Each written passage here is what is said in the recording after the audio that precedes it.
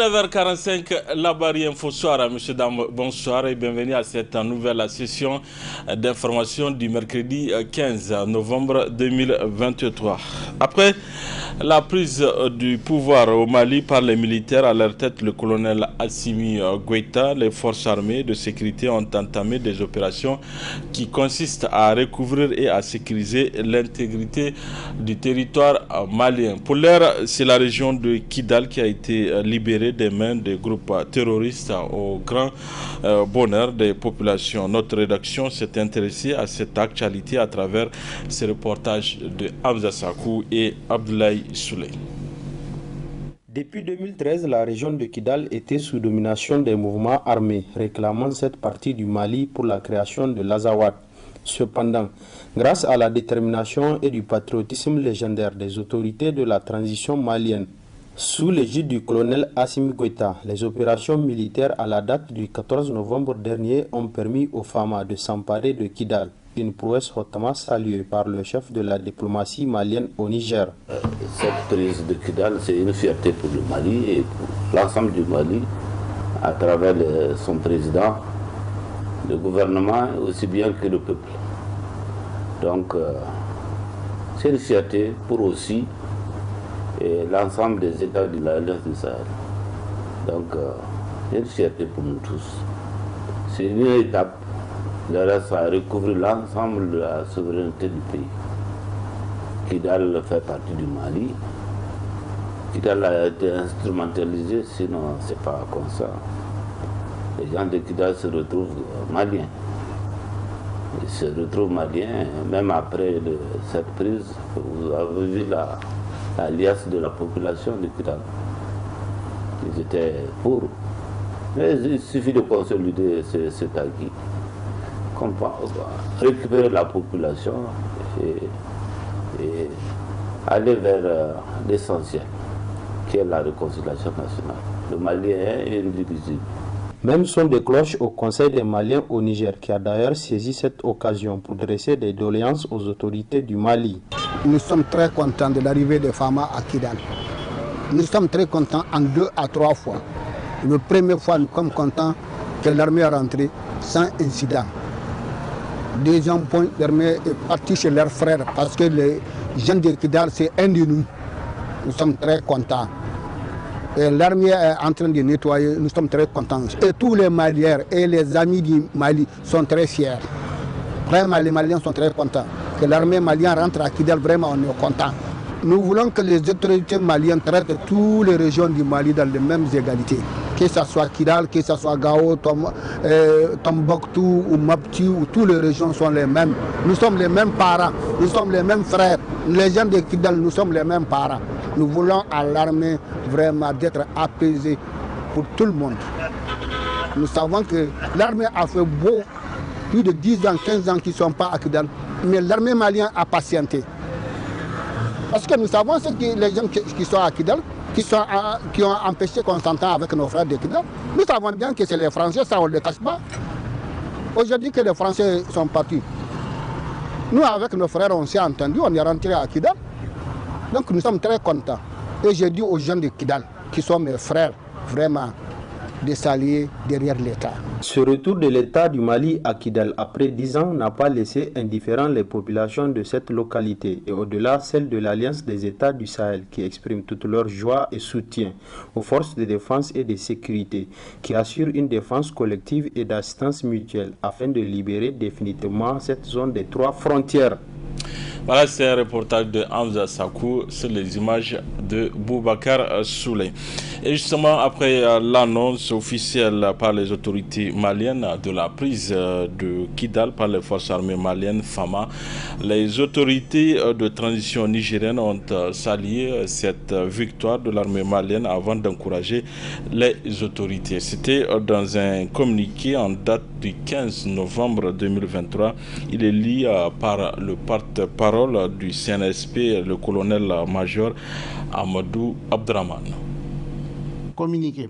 Le Conseil national pour la sauvegarde de la patrie, CNSP, le gouvernement et le peuple nigérien ont appris avec une immense joie la libération de Kidal le mardi 14 novembre 2023 par les forces armées maliennes, Fama.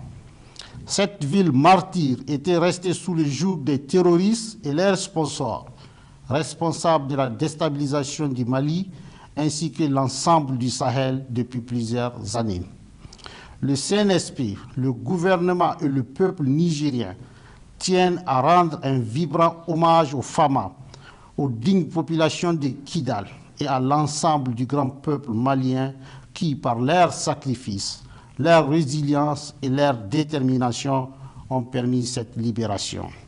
Cette grande victoire constitue sans doute un tournant décisif dans le ferme engagement des plus hautes autorités maliennes à libérer totalement leur pays et à œuvrer pour un Mali uni, où les populations vivent en paix et en toute fraternité retrouvée. En ce moment historique, le CNSP, le gouvernement et le peuple nigérien se tiennent résolument aux côtés des autorités et du peuple frère du Mali dans la poursuite des nobles idéaux de sauvegarde de la souveraineté de nos États et de la dignité de nos peuples. Certes, les défis restent encore immenses, mais nous avons foi qu'ensemble, notamment dans le cadre de l'Alliance des États du Sahel, AES, nous réussirons à les relever, Inch'Allah. Fait à Niamey le 15 novembre 2023.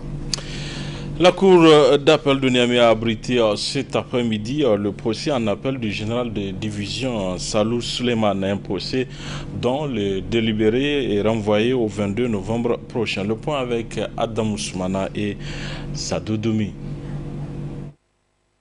La Cour d'appel de Niamey grouille ainsi de monde venir assister à des procès en appel, au rang desquels celui du général de division Salou Suleiman.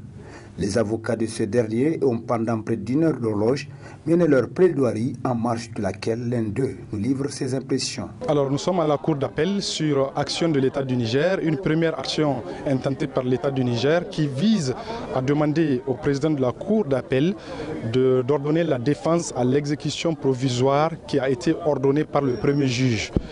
C'est cette affaire qui a été retenue, qui a été plaidée, débattue contradictoirement. Il y a une seconde affaire qui constitue le référé proprement dit, qui lui n'a pas été retenu parce qu'il y a d'autres avocats qui étaient volontiers constitués au soutien des intérêts de Salou Suleiman. Nous avons plaidé le message de vérité parce que nous n'avons que pour mission de faire passer le message de vérité légale aux juges de dire le droit, ceux qui sont chargés de l'appliquer, de l'appliquer. Je vous rappelle que le juge a déjà dit le droit parce qu'il a déjà ordonné la libération immédiate du général Salou Suleiman, nonobstant toutefois de recours. Malgré cela, il continue à garder en prison pour des raisons autres que celles qui soient fondées en droit. Et donc, nous avons rappelé ces mêmes principes de justice au juge d'appel pour lui dire « faisons en sorte que la justice nous protège, nous tous ». Les membres de la famille du général Salou Suleiman, massivement présents à ce procès, ne cachent pas leur optimisme. Le sentiment de satisfaction par rapport à la plaidoirie qui n'a fait que réitérer exactement ce que la justice a dit la dernière fois, c'est-à-dire le rendu de justice, dont l'attestation a fait preuve, qui a été d'ailleurs présenté même aux responsables, en tout cas au haut niveau, mais qui n'a pas connu son exécution. Et c'est suite à cela que donc l'appel du procureur, aujourd'hui le rendu de justice que nous avons, je crois que le sentiment de satisfaction que nous avons, vraiment la plaidoirie a été très claire et nette par rapport à tout ce qui s'est dit auparavant et à ce qui s'est dit aujourd'hui. Nous pensons que la libération ne doit pas causer de problème. Notons que le délibéré de ce procès en appel de l'affaire dite du général Salou Suleiman est prévu pour le 22 novembre prochain.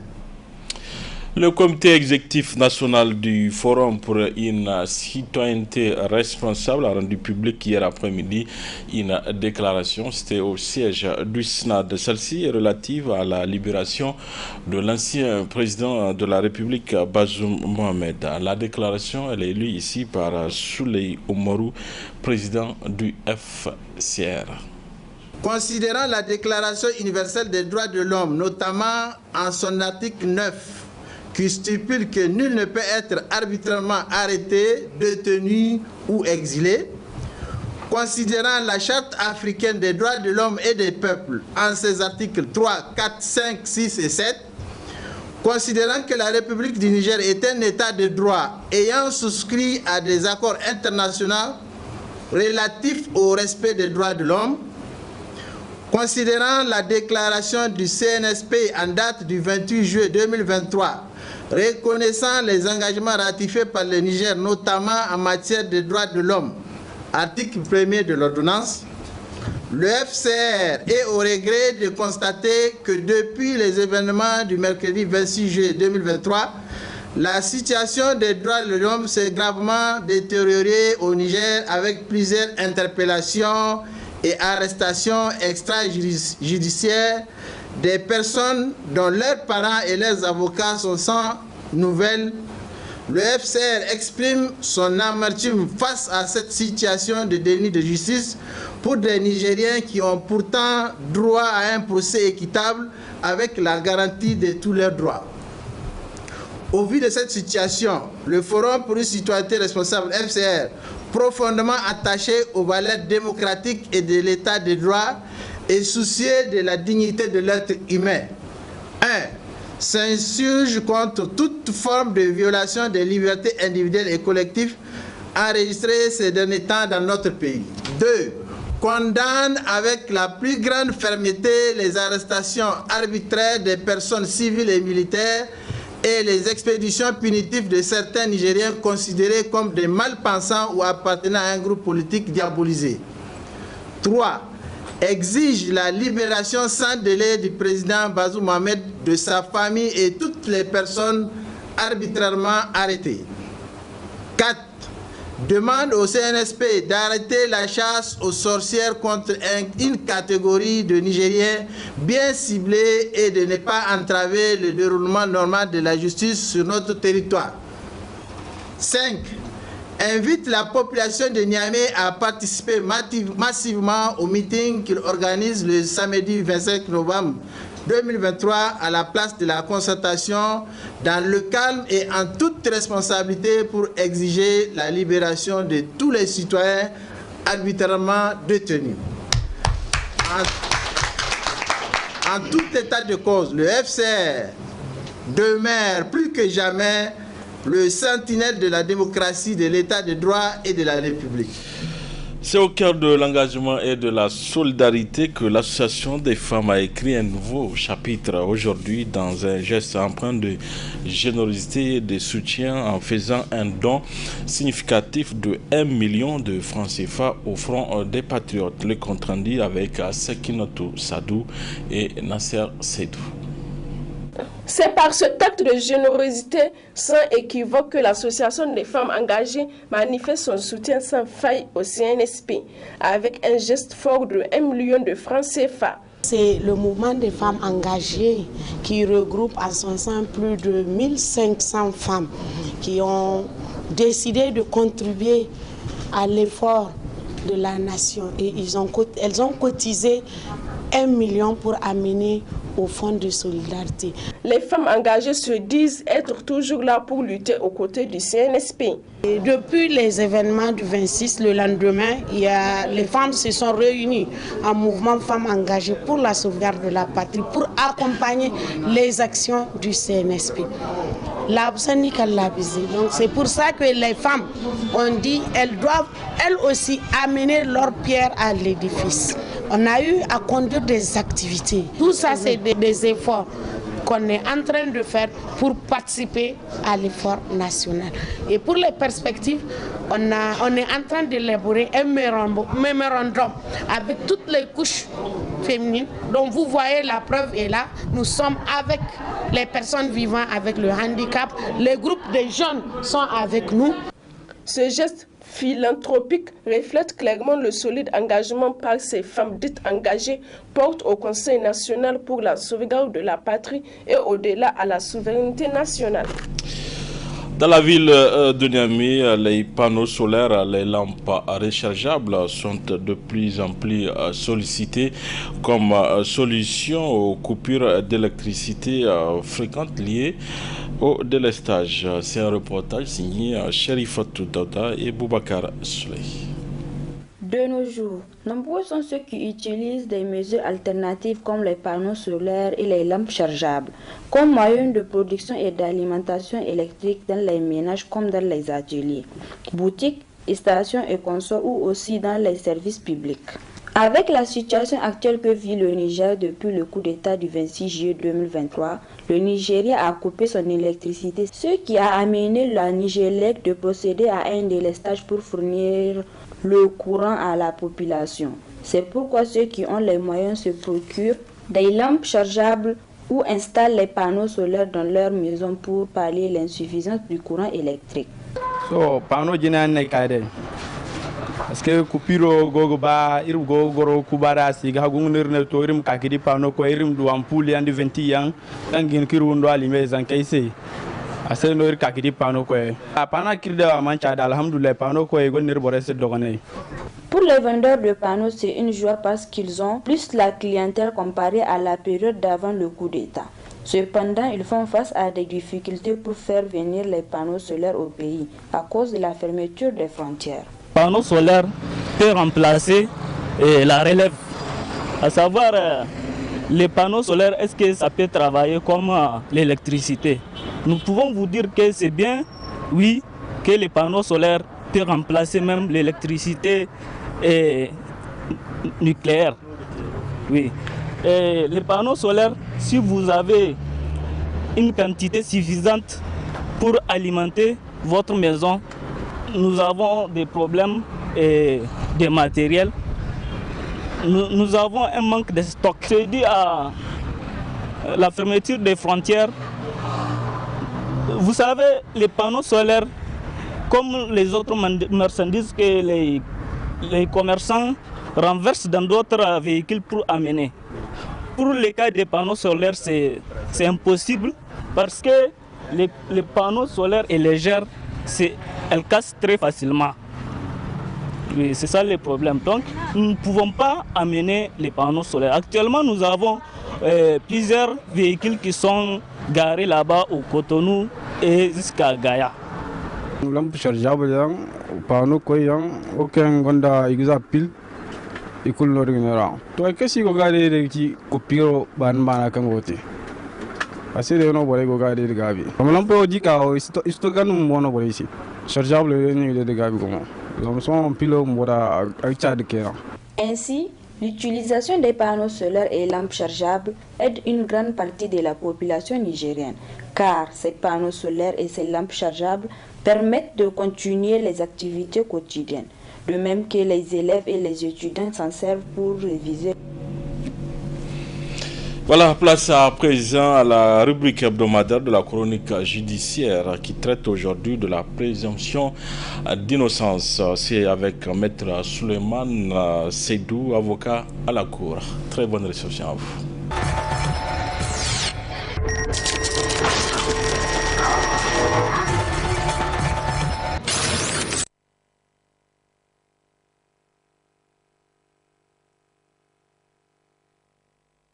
La question de la présomption d'innocence, elle est consacrée par notre loi fondamentale, la Constitution. Lorsque vous lisez les dispositions de la Constitution, vous allez voir, il est clairement énoncé que toute personne qui est accusée d'un acte délictueux est présumée innocente jusqu'à ce que sa culpabilité ait été reconnue par une juridiction impartiale. Alors, la présomption d'innocence, telle qu'on la conçoit, est un prolongement en réalité de la question de la charge de la preuve. Donc, lorsque une personne est poursuivie en justice, ou lorsque, en matière de procédure pénale, on vous accuse d'avoir commis une infraction, que ce soit un délit, un crime ou une contrevention, d'un point de vue de la loi, on considère que vous êtes innocent, jusqu'à ce que la personne qui vous poursuit arrive à apporter les éléments de preuve pour asseoir votre culpabilité. Et c'est lorsque la juridiction qui est saisie de l'affaire décide de vous reconnaître coupable de l'infraction qu'on pourra en tout cas vous considérer comme étant véritablement l'auteur des faits qui vous sont reprochés. C'est pour cette raison que lorsque vous prenez une procédure d'instruction, le juge d'instruction est obligé d'instruire à charge et à décharge, justement parce qu'on présume que vous êtes innocent. Si il y a la présomption d'innocence, le juge d'instruction doit chercher les éléments qui tendent soit à vous déclarer coupable ou les éléments qui peuvent également vous innocenter. Il ne peut pas instruire uniquement à charge, puisque en réalité, la question de la présomption d'innocence considère que vous êtes innocent. Et donc, il doit instruire à charge et à décharge. Et c'est pour cette raison, souvent dans les procédures d'instruction, le juge d'instruction rend une ordonnance de non-lieu. Lorsqu'il instruit et qu'il estime qu'il n'y a pas d'éléments suffisants, il peut rendre une ordonnance de non-lieu. Donc la présomption d'innocence est un principe fondamental en droit, en vertu duquel tout citoyen qui est accusé d'un acte délictueux est considéré d'un point de vue de la loi comme étant innocent jusqu'à ce que sa culpabilité ait été légalement établie devant les juridictions compétentes.